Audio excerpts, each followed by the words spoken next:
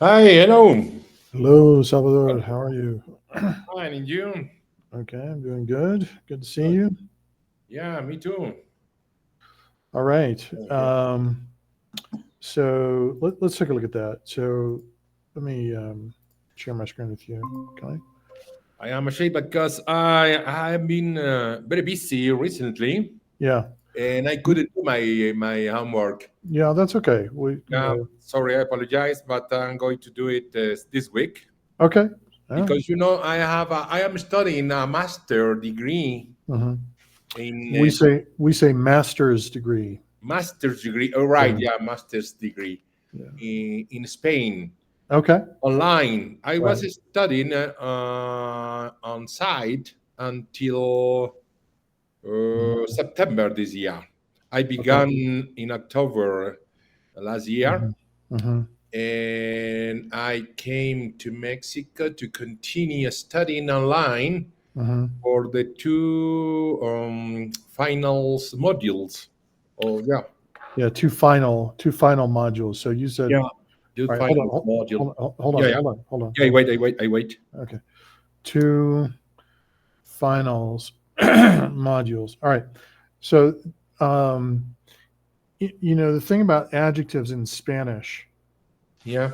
is that if the noun is plural, the adjective also has to be plural. You're right, right, right. And in Spanish, you have gender for the nouns, right? So the nouns are feminine or masculine, and we have to make the adjective match both gender and singular plural. So there's for every adjective, there are four different versions. Okay. You have to choose the correct one, right? Yeah. But in English, there's only one adjective. It's always singular. Oh, yeah. So we don't have to worry about that. But you want to remember, we don't make it plural, right? So Okay. we say two final modules. Is that right? Two final. Final modules. Yeah. Oh, okay. Okay. I got it. I got it. Right. Okay. Okay. So this is one of the things that, I have a Spanish student, and one of the first things that we learn is the adjectives are quite difficult for an English speaker. Spanish adjectives are because you've got to think about the gender and the and the Mm-hmm. and with singular plural for the adjective, and then the adjective goes before.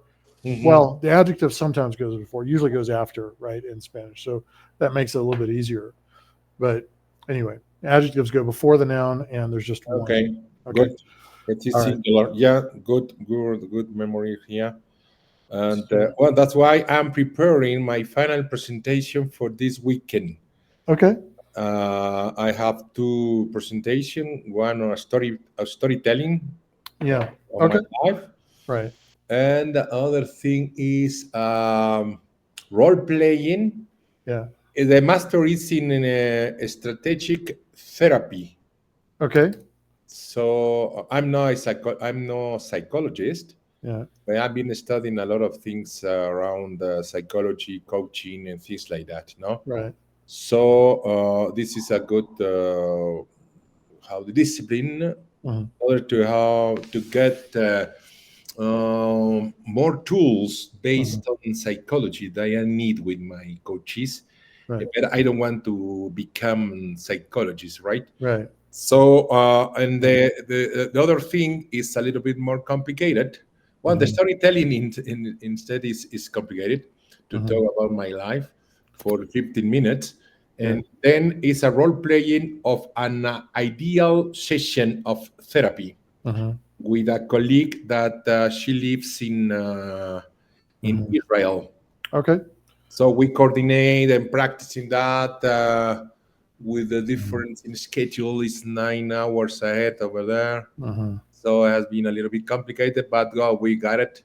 But Mhm. just reviewing the format, it's 30 Mhm. minutes Mhm. role playing. So it's interesting, but we got it. But I just practicing, but I spend the weekend doing that. Okay, that's good. So I spend. So normally I am, how do we say, committed with Mhm. my homeworks. Right. Yeah. responsibilities. But Yeah. it was in the middle these kind of things and one Yeah. the regular job, and Yeah. so it was a little bit complicated this Right. weekend. Yeah. Yeah. No, I mean, I understand, we all lead busy lives, especially if we're working. So, Yeah. that can be difficult to juggle all of that. Okay. So I want to keep going where we left off last time. I want to take a look at, you know, some of the things you said last time. We're going to Yeah. correct those sentences and then link those back to some lessons. Mm-hmm. Now, what I want to do with you is I want to do our basic. This is a lesson that I have put together, okay? Okay. And you will not find this lesson anywhere, okay? But this is sort of except for in my classes, okay? Mm-hmm. I mean, the information's out there, but not the way I'm presenting it, okay? Okay. So I call this the foundation of English Okay. grammar, okay? Okay. Good. All right. So let's do the most recent one I did. And okay, maybe Carlos. And we're going to do transitive. All right, here we go. So another way of looking at this lesson is the types of sentences. Mm-hmm. And what we're doing is we're just looking at, this is sort of an overview, okay, of the types of sentences. Yeah, we will copy that into your notes, okay. Now, when we say 3 types of sentences, Mm-hmm. these are the only types, okay. It's not just 3 types, of many. No, Mm-hmm. these are the only types. So Okay. every possible sentence you can ever come up with or hear or listen to, whatever, or read, it will fall into one of these categories. Okay. Now, there's a specific word order that is common to all 3 types. And there's a little bit of a difference when you're asking a question, for example. So if you're asking a question, the word order isn't strictly subject, verb, object. It's maybe verb, subject, object, right? Or auxiliary verb, subject, main verb, object. I mean, those are changes that we make, when we do something like asking a question. But the basic word order, just for an affirmative sentence, is this: it's subject, verb, object. Okay. Okay. Now, after that, we have where, and then when, and then why as Mm-hmm. possible adverbs or possible adverb phrases. Okay. Okay. Now, the adverbs or adverb phrases go in that order. You say where first, and then when, and then why. Okay. Now, the reason they're in parentheses is because they're optional. Okay.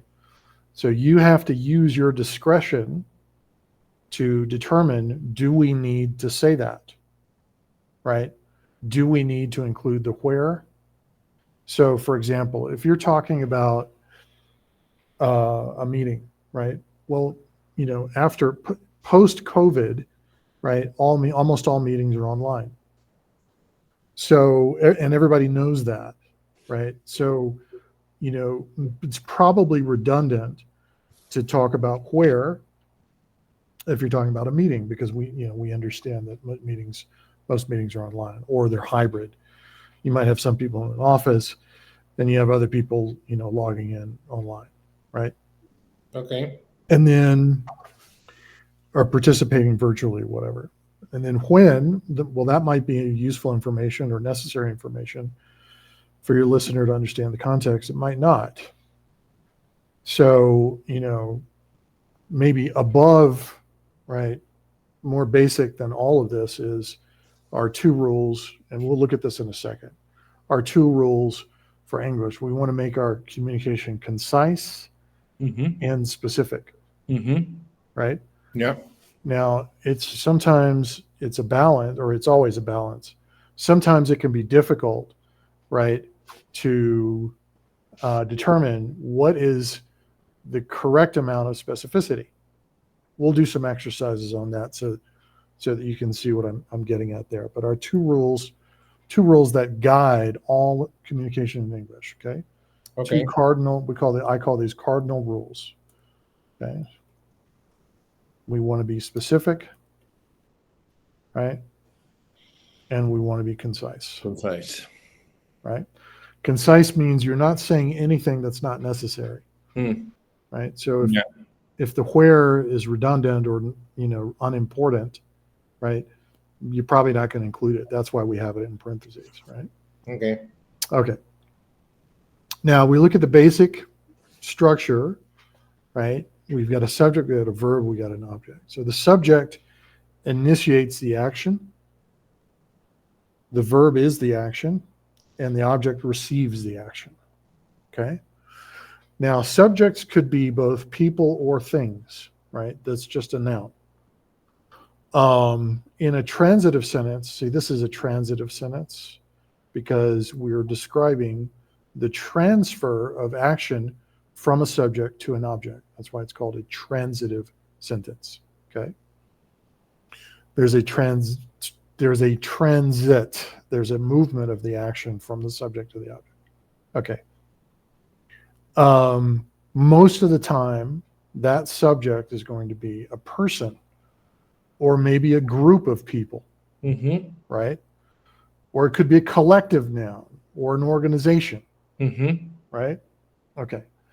But the focus on that subject is we want to understand that usually it's a person. More often than not, it's a person. Mm-hmm. And you can talk about things being subjects, acting, like my computer runs fast, right? I'm not talking about a, you know, I'm not talking about a person. I'm talking about Person. a thing, because a computer, there's movement in a computer, right? It's electrons or whatever. It's the hard disk or whatever, right? But it's something is moving in there, and in that sense, you could talk about an object being a subject, or you could talk about a car. That car runs really fast, or it has a V8 engine or something, right? Mm-hmm. um, you know that could be transit or intransitive. We're talking about a subject, and that is possible. So we do talk about things in our everyday lives, or at work, context of work or whatever. Mm-hmm. But most of the time, probably 80 to 90% of the time, our subject is going to be a person. Now Mm-hmm. that's a difference between that's a that's a pretty major difference between Spanish and English. Okay. Mm-hmm. So we're going to go back to this structure in a second. Okay. But Okay. I'm just giving you some context on that idea of a subject. Okay. What is a subject? Because we don't want to stop it. Oh, the subject is the subject, or the subject is a noun. Well, we have to think about how that works in English. And as an English learner coming from Spanish, think about how we treat subjects differently in Spanish and English, because it is different. Okay. Okay. So I had a student, right, who gave me she said this. She said the job, no, she said it was incredible, the job she did. Okay. Mm-hmm. Now this is a translation of Spanish. She's Mm-hmm. thinking in Spanish. Mm-hmm. She said in her mind in Spanish, "Fue increíble el trabajo que hice." Okay. Mm-hmm. And that's a normal sentence in Spanish. Yes. Okay. But if you say this in English, it was incredible the job she did, something is wrong. Mm-hmm. Okay. And that something is, in Spanish, we have a tendency to think more about abstract concepts and talk about concepts. Mm. Okay. Mm-hmm. Whereas in English, we don't do it that much. I mean, I realize that that's possible, like in an academic setting, or, if you're studying philosophy or something like that, right? But in a normal setting, which I would include 95% of business or 99% of business interactions, which could just be a meeting with somebody, it could be a customer meeting, it could be, a meeting with a colleague, whatever, it could be a presentation, whatever. 99% of the time, we don't do that. We Mhm. don't fixate on concepts as a thing, Mm. right? Good. Okay. We fixate on people. Yeah. So I've mentioned to you that presentation and a good exercise because, for a presentation like Steve Jobs' original iPhone presentation, okay, Yeah. right? For that, you want to listen to it and understand what he's saying, right? When you want to understand what he's saying, you understand how he's delivering the information, right? What kinds of strategies is he using to make his communication effective, right? Mm-hmm. But one of the things we can also analyze in that presentation is how many of his sentences start off with a person in the subject. See, when we look at the word order, Mm-hmm. subject, verb, object, Mm-hmm. that's also a map of the importance of those different things. There's a reason we put the subject first, and that is the subject is the most important part of that sentence. Okay. Okay. Now we're talking about modern or contemporary English, right? Like I studied in college, and I have my Spanish student. She's in high school, but she's already studying Shakespeare. Mm. Shakespeare, was writing 500 years ago, and he was also very literary. And so Mm-hmm. he did lots of things like play around with the word order. Shakespeare didn't use this word order. Shakespeare would put the verb first or the object first, you know, uh, change the word order completely, Mm-hmm. like we do in Spanish, okay, still today, right? And that's why one of the reasons Shakespeare is so difficult for a modern reader is because, he uses a different word order, right? Mm-hmm. There's another reason Shakespeare is difficult for a modern speaker, and that is because he played around with categories of words. He would use an adjective as a verb, or a noun as a verb, or a verb as a noun, right? Depending on the context. We don't do that much anymore. I mean, we pretty much we're set on specific words, having specific categories. But Shakespeare would play around with that. He would also just come up with words, on his own, and those were, new. And also he used a lot of words that were in use 500 years ago, and they've fallen out of use today. I mean, they're still technically part of the language, but nobody uses them anymore. But in modern English, we have to follow that word order: subject, verb, object, and that subject is the most important part. Which, if we use logic, the people, because the subject is usually a person, well, that means the people are the most important part Mm-hmm. for an English speaker. Okay. Okay. Now, for a Spanish speaker, well, this idea of the thing being incredible, that's the most important part because that's the first part of the sentence in Mm-hmm. Spanish, Mm-hmm. right? There's a she way back at the back. It's Mm-hmm. almost buried and hidden in there, right? But in English, the she is the most important part. So taking that into account, Salvador, how would you rearrange the sentence or rephrase it, making it more natural in English? Yeah. Here, the sentence of she or he, the student, was speaking of someone else, Mm-hmm. not himself or herself, Mm-hmm. right? Mm-hmm. Okay. So I would say that the job, that No, no, not the job. The job. job is secondary. In Mm, English, the person is the most important part. yeah. Okay, you're right. Yeah, she did an incredible job. That's right. She did Yeah, an incredible job. exactly. Okay. Yeah. So if you say this to an English speaker, It was incredible the job she did. They're going to understand you, Yeah, but it's not appropriated. Yeah, but it's not native English. yeah. There's not this lizard brain acceptance of what you're Yeah, saying. See, yeah. that's what we want. You want your listener to go, to Yeah, understand instinctively, not have to think about what you're saying, that right. right? Yeah, That's efficient communication, right? yeah. And so for an English speaker, that's the subject. She is the subject. That is perfect. So this is exactly the way a native speaker would say it. She did an incredible job.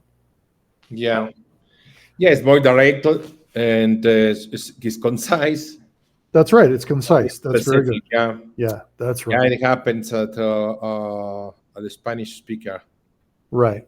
So Yeah, we want to think about that. That's an important difference. Okay. yeah, good, So anyway, that's good why we put reminder. the subject at the beginning. Okay. Yeah. All right. So transitive sentence, just to go over this, transitive sentences describe the transfer of action from the subject to the object. So the first kind of sentence is a transitive. So we have three types. Okay. So the first kind is a transitive sentence. And that's subject, verb, and object. So I play the guitar. That's our example, right? So I is the subject, play is the verb, guitar is the object. And then I cooked breakfast early this morning. Now this has a when, right? So this might be important because maybe you had to go and maybe I had to go and do something else later on that morning. So it was important for me to have breakfast early, right? We had a meeting this morning to discuss employee benefits. Okay, that's perfect, right?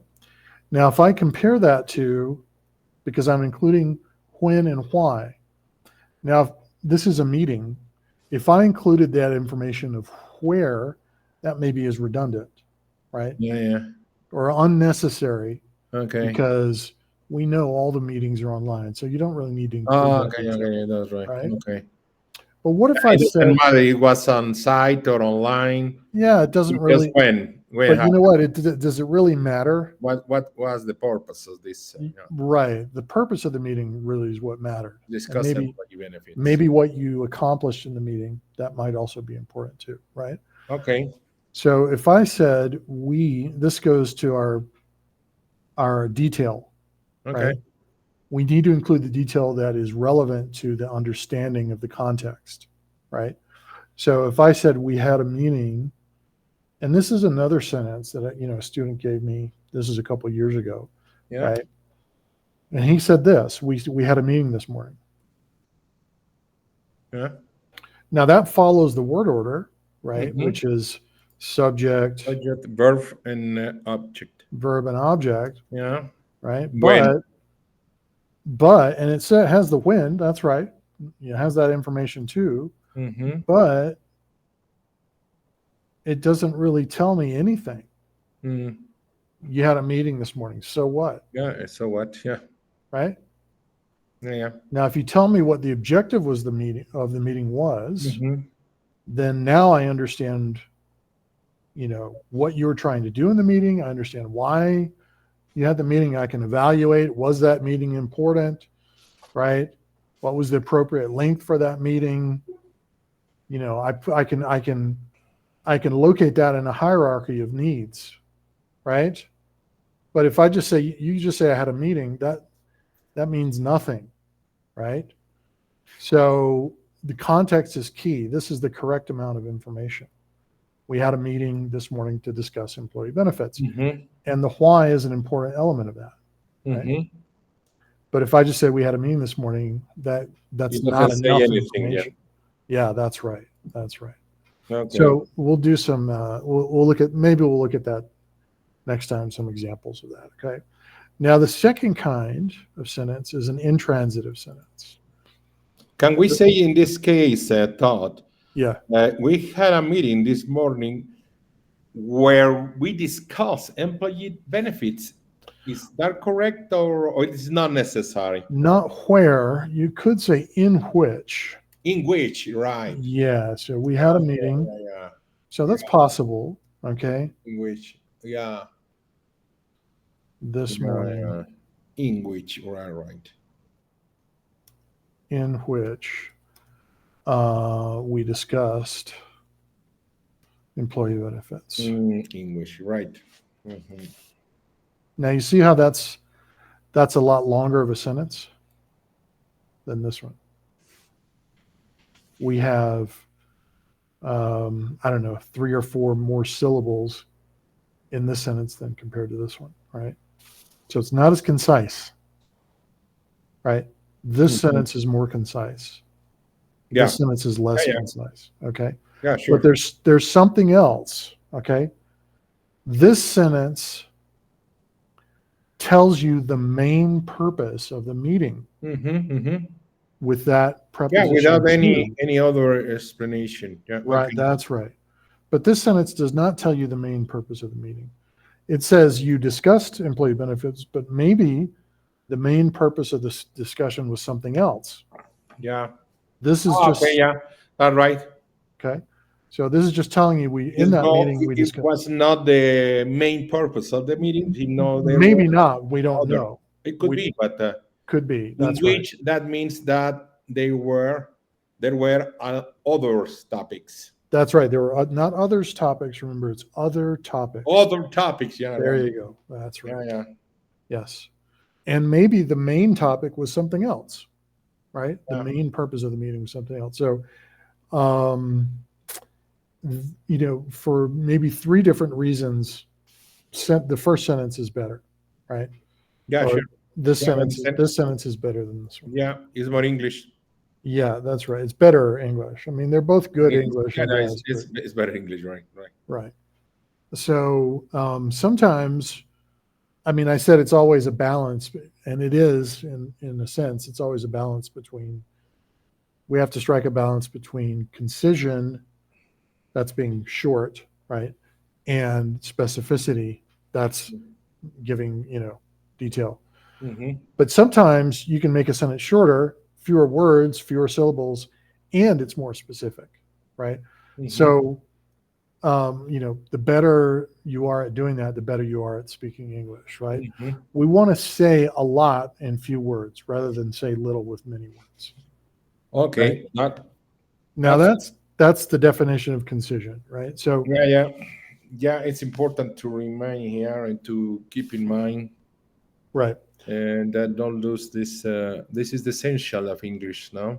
English to be yes, concise and precise, and we talking in Spanish.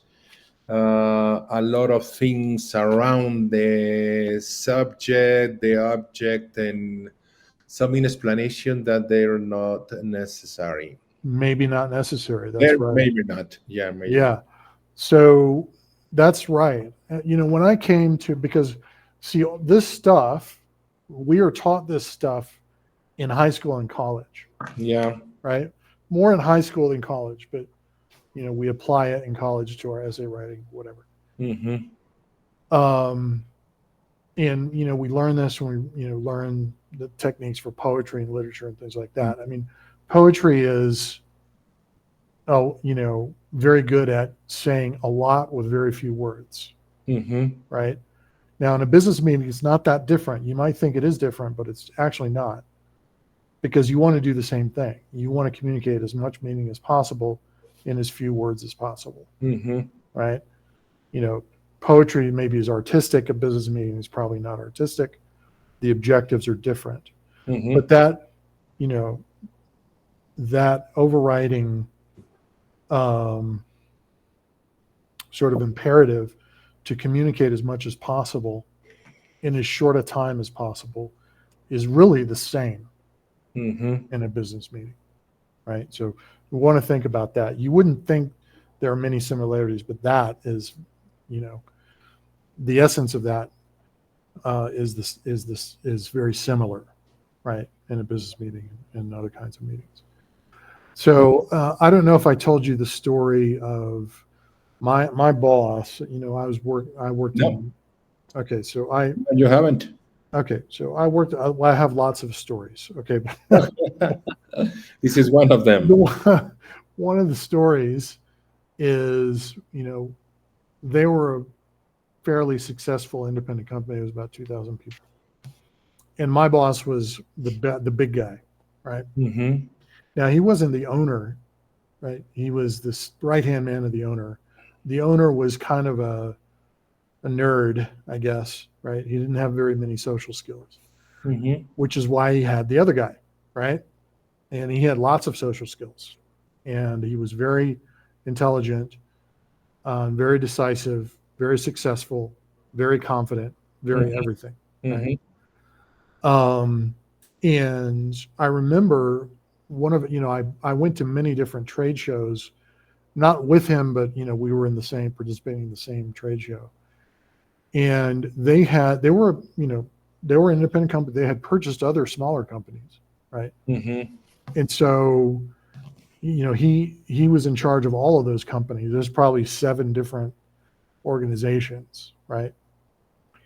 And one of the company, they manufactured alarm systems or alarm, they call them security systems, right? Mm-hmm. And they purchased a business that manufactured a related type of Senate system called access control. Access control are just like, instead of a key to unlock the door, you have a proximity card or something like that, and it's an electronic Mm-hmm. key system, really, is what it is. Okay. Okay. So, and there are lots of manufacturers, but their company was one of them, right? And so he introduced me to I guess his title would have been, executive director or Mm-hmm. CEO or something like that. But he didn't introduce him. He didn't say, "Hi, Todd, this is the CEO of Kent." No, he said, "This is Sean. He runs Cantech." And Wow. he said, "He runs Cantech," right? Which means, what does that mean? He runs it. Well, that means he takes care of all the day-to-day operations, but he also makes all the major decisions. Mm-hmm. And he also leads the people, and he also gives the company vision. He Mm-hmm. does everything, right? Which is the expression that he said? He Contact. runs, the name of the company was Cantech. Okay. Okay, Cantech. I don't know where Contact. that comes Okay. from, right? So he runs Cantech, but Okay. You also say he that. runs the company or the Oh, division okay. He runs now, contact. Okay. Okay. right? I got it. Right. He's And so so when you general. it's a very small word, Yeah. Yeah. but the implications of that word are manifold, Uh-huh. right? Okay, so he meant a whole bunch of stuff with just that one little itty bitty 1-syllable word, and Mm-hmm. he didn't care, right, Mm-hmm. about being overly specific. That's just how he normally talked, right? Mm-hmm. Mm-hmm. So another example, when you interact with someone, you normally it's because you need something or you want something from them, Mm-hmm. especially in business, right, Mm-hmm. or at work. So I needed something from him, and I called him and I gave him like this long-winded explanation because the operations are difficult, the situation's difficult. Maybe I remember there was a back order or something. I don't know, or we had a defective product or something that we needed to do a warranty replacement for, and then compensate, or usually that's what it was, compensate our customers somehow for their inconvenience and damage to customer relationships and stuff like that is very difficult to measure, right? Mm-hmm. Anyway, we needed to send some product or something, and it's usually a very complicated story because it's not just one thing, it's lots of different things, and there are reasons, justified or otherwise, for all the different events that led up to that moment, sort of a crisis moment where something was urgent, Mm-hmm. right? So I went into this whole spiel of like explaining everything to him, and I was about 30 seconds into it, and he Mm-hmm. said, "Todd, stop." And I'm like, "What?" Okay. He said, "What do you need?" And I said, "Well, I need to ship this thing, whatever it was that I needed." He's like, "Okay, I'll give the order tomorrow. Mm-hmm. Anything else?" And I said, no, that's, That's he's all. like, okay, well, thanks for keeping me in the loop. We'll get it done. And then he hung up, right? Yeah. Why did he do that? Because he didn't have 5 minutes for me to blather Yeah, on yeah, about yeah, yeah, yeah. this and that and this and that, right? Uh, He what just you he need is specific, right? That's right. He trusted me enough Yeah, yeah. to, How can I help you? And that's it. that's right, to whatever you say that you need, I will get it done, And that's right? good. Mm, And yeah, we had a good relationship, but I mean, I could have been more direct in my yeah, yeah. and I have lots and lots of stories. I Good. like That's that. awesome. Okay. And it happens anytime, yeah, all the time. Yeah, that happens all the Things, time. yeah. Yeah, that's right. That's right. And how do we say, the vice president of the directors, they don't have time normally. They don't Yeah, normally they don't have time. That's right. That's why you go have to. to the point, straight That's to the point, and that's it. that's right. That's why you have to get to the point, Yeah. right? And you may have something complex that you're talking. There may be something complex that you're talking about, Mm-hmm. but you know what? You need to learn how to summarize all of that into one point if necessary, Mm-hmm. right? And people will. You also have to use your judgment to understand. I mean, how much information is appropriate? How much information do these people want? And those could be do two different things. I mean, they might not want a whole lot of information, but there might be it might not they might need more information than they actually perceive that they want. I mean, there's lots of considerations in that, but an overriding consideration, Okay. excuse me, is we always want to make our communication as concise as possible. Okay. If nothing else, out of respect for other people's time, Mm-hmm. right? Yeah, exactly. Right. Okay. All right. So let's go on. The second kind of sentence is an intransitive sentence. So let's take a few steps back here. We're looking at your grammar. Okay. So I'll just go over this quickly, and then um, uh, we will continue on next time applying this to some of the things you said. Mm-hmm. Okay. So intransitive sentences don't have objects. Mm-hmm. No transfer, just movement. Mm-hmm. So intransitive very often talks about movement. Mm-hmm. So when I say something came up in the meeting this morning, come up is a movement. It just appeared, Mm-hmm. right? It materialized, Mm-hmm. right? Mm-hmm. Or I got up, that's movement, and then just the when, there's no object. I got up at 5 a.m., right? Mm-hmm. Now, have is transitive. You can't say I have. You need an object. You have to say what you have. I have a new phone. But with an intransitive, you don't need an object. Mm-hmm. So, if I say I teach English, that's an object. Now, that verb teach could be intransitive. You could just say I teach. But there are certain verbs that have to have an object, and have has to have it's always transitive. It has to have an object. Okay. Now, the third kind of sentence is a linking sentence, and that describes a subject. Okay. Now, the main verb for linking is the verb to be. So that's about 95% of linking sentences have the verb to be. But it could be other verbs, like verbs of the senses. In a sense, a verb of the sense is, for example, sound. Mm-hmm. So if you ever hear somebody say, that sounds good, that's a linking sentence. Mm-hmm. And what are they doing? They're describing the subject. In this case, good is the word that describes the subject. That's an adjective. So this is one of the three sub-patterns for linking sentences. We've got subject, verb, adjective. So the adjective describes the subject. Subject, verb, prepositional phrase. That prepositional phrase describes the subject. Or a noun could describe the subject, right? So if I say I'm ready, well, the verb is to be there. I am ready. Ready is the adjective describing the subject, right? Get is another linking verb, and get describes, in this case, it's a change from one state to the other. I say, get ready. We have an early day tomorrow, right? That means change yourself from being not ready to ready, right? Get ready. Prepositional phrase, I'm at home. I'm just using a place to describe me. I'm telling you where I am. Or it could describe a time. So the meeting is at 5 p.m. today, right? Now, subject, verb, and then a noun. My brother is a doctor. Okay. So this is using a noun to describe or re-identify the subject. So my Mm-hmm. brother is a doctor. I'm an English teacher.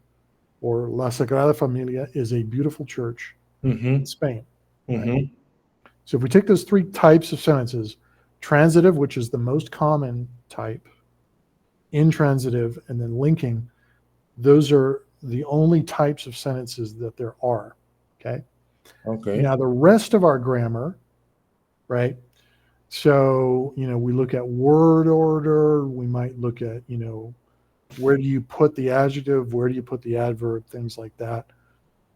All of that derives from the type of sentence, right? So the reason we're looking at this now is every time we go back and look at grammar, we can always use the types of sentences, this lesson as a reference for, okay, the Mm-hmm. reason we do is because of this and this and this. And Mm-hmm. these are the rules, right? So if we look at what you said, we just look at this quickly. The other page that you told me it was a YouTube channel, okay? Mm-hmm.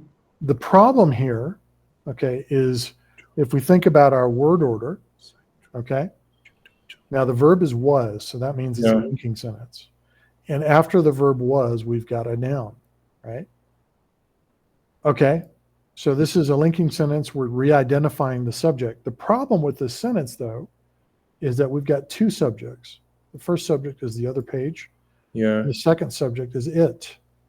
Yeah.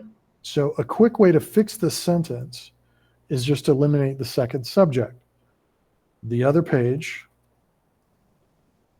that you told me Was. was a YouTube channel, right? That's right. Yeah. We don't need to repeat. Yeah. That's right. You already mentioned it. That's right. Yeah. So all of this, Yeah. right, is the subject. Sure. Yeah. Okay. And then this is the verb, and then this is the noun. So subject, verb, and noun, right? See, what we're doing here is we're analyzing this so that you can understand what the problem is and how to fix it. This is the verb, right? And this is the noun. We call that a predicate noun. But we will look at that. Okay. Mm-hmm. All right. We're coming up on time, Salvador. Yeah. So Yeah. Very interesting to remember this kind of rules. right. And this is good for me. Right. It seems to be so simple, but it's important to remind in order to speak properly. That's right. Yeah, yeah. It's important to keep all of this in mind. Yeah. And to Because remember that English is concise and specific. That's right. Yeah. Yes. Yeah, that's good. Right. So we have a new session next Monday, according to my schedule. Okay, Monday at 11. Yeah. Perhaps we had a confusion because I mean it's okay now, the three sessions. Yeah. Because I already pay you. Okay. 3 sessions like that. Okay, so we're planning 4 sessions, but the 3 sessions are already paid. Okay, and we've had how many sessions have we had? This is the second.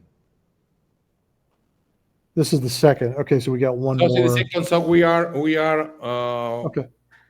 We are okay in terms of sessions planned and the tuition or the fees paid, right? Okay, perfect. So I will see you next week. We plan the following 3 sessions, we can say. Okay, that's right. Next week we will, or we can. Yeah, next Monday we will plan the following sessions. The following sessions, right? Okay, perfect. Great. Okay.